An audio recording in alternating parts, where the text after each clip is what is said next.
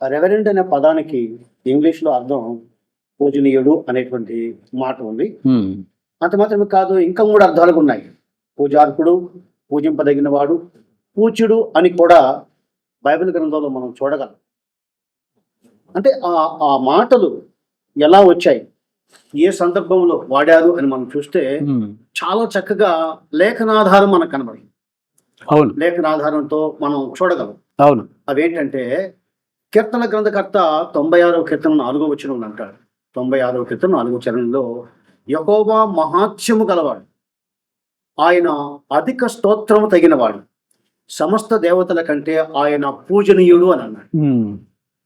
మొదటిదేంటి? మహాత్మ్యము గలవాడు, అధిక స్తోత్రం పొందదగినవాడు, కనుక ఆయన సమస్త దేవతల కంటే పూజనీయుడు అని అన్నాడు. అంటే ఈ మహాత్మ్యము, ఈ అధిక స్తోత్రము ఏ మనుషులు పొందలేరు కదా డేవిడ్. కేవలం దేవుడు మాత్రమే దానికి అర్హుడు అన్నది ఇక్కడ మనకు కనబడుతుంది. అవును.